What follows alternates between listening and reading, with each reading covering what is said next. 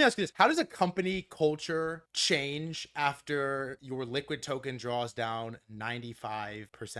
I had made the culture publicly and internally so much about winning. You know this about me. I'm a competitive spirit. I treat this like Pudgy Penguins as a sports team, and our job is to win the championship year over year. So far, I think we're on a pretty good hot streak. When you look at, culture companies in crypto, I think we have been winning the championship for the last couple of years, and I definitely plan on going on a Michael Jordan, Chicago Bull-esque run here and going 6 for 6 at a minimum. I think we're probably 2 championships deep so far, so I think we got another 4 years of just absolute heaters at a minimum, right? So, but there's a huge drawback to that, right? So when things are going well or decent or half decent, you can stay laser focused. I'm not going to pretend to you. I had to have a stand up with the whole executive org, and I basically talked to them and I apologized, and I had said, I had conditioned this company that our success was dictated by price. And when we were down 90%, it felt really bad. And a lot of the people in the company felt really bad, and they felt like failures. They felt like they had failed. And I really just locked in and I told them, like, look, ultimately what's going on here, we can't control. And really with meme coins specifically, I think got hit a little worse because, like, let's remember what happened,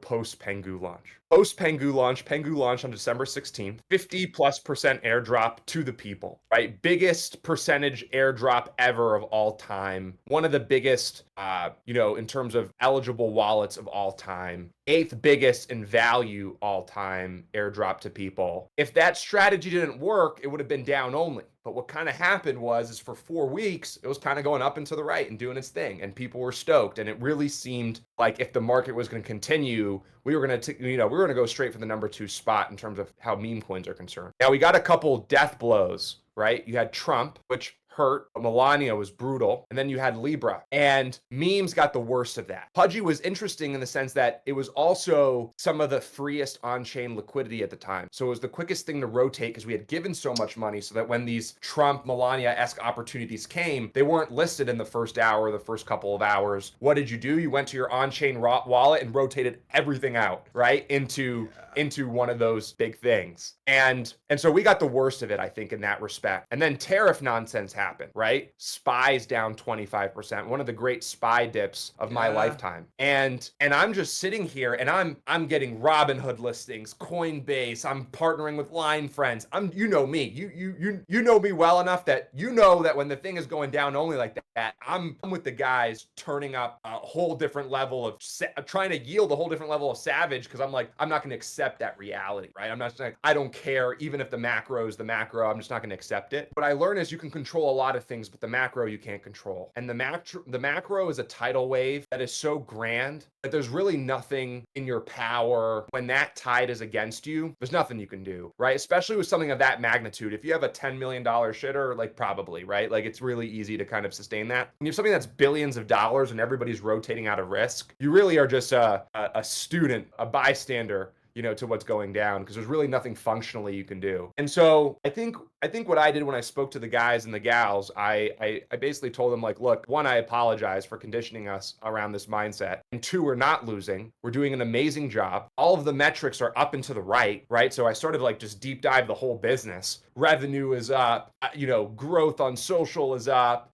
Every partnerships are up. We're signing deals and closing deals that I couldn't even imagine we were signing 6 months prior. And everything fundamentally about the Pudgy Penguin was up and to the right, except for the price, which we couldn't control functionally. And this is kind of where I got hit with a couple pieces of content that really helped me, and I think helped the executive team, which was the Jeff Bezos interview. I don't know if you saw this. There's actually 2 interviews. There's the Bill Ackman interview and the Jeff Bezos interview. And they're both around the same time during the dot-com bubble. Okay. And Jeff's was really in line with what we were doing. And I played this literally in an exec call with all the executives, and I had us all watch the 4-minute meeting or the 4-minute clip from the interview. And Bezos was basically like, the stock went down 97%, but we were selling more books, we had more traffic, right? And then the rest is history, right? Bezos and Amazon becomes one of the greatest companies ever. And I told them, I said, look, this is exactly what's happening right now. We somehow, some way timed the Pico top of this launch, right? Which I thought I was a genius from a timing perspective. We got hit with really the meme category's true black swan, right? Which is like complete mass extraction black hole event. And then you got paired with that with complete tariff nonsense. And we are going through a time, but this time is only a blip in time, and we will win and we will come back from this. And Vedant and I strategized.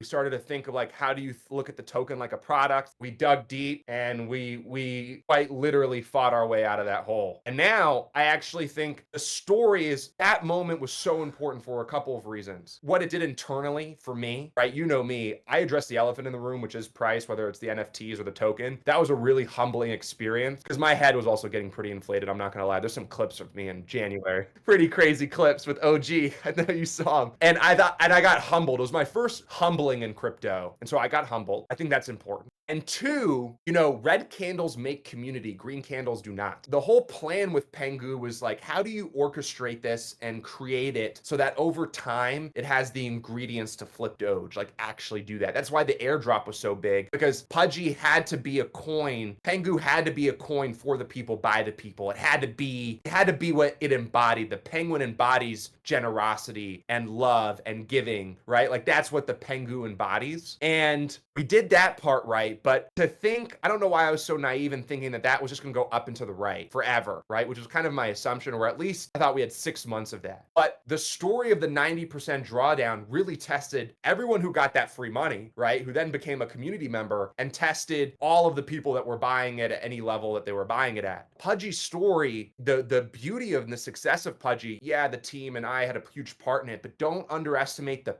pain that those holders went through before I took it over, right? Anything was a net positive. And you also had opportunity where it's like right out the gates at 3 billion. It also gave a lot of opportunity for the right people to double and triple down and start, having, big size in this belief. And so no matter how many ways you skin it too, all of these meme tokens and most great tokens in crypto have to have insane drawdowns to see new highs. Looking back at it today, it was the biggest blessing. It was so important. And if we didn't have that stretch, I don't think we actually could be in a position where we can go after the big Doge. And I just don't think that. But today, man, that drawdown, that little window, that really brought the community together in a way that nothing I could have done, no partnership, no headline, no deal that we could have orchestrated would have brought them together like we were brought together in that period. And, Pudgy's done this multiple times, right? Whenever we go down, 90%, 80%, 70%, we always meet new highs and we come back stronger and better. And that's just what it means to be a penguin and to huddle. But it's a little bit of an elongated monologue, but an important one because I thought it was a phenomenal question. You're unreal, dude. That was insane. What was the Bill Ackman clip? You didn't say the Bill Ackman interview. No, Bill Ackman's the same thing.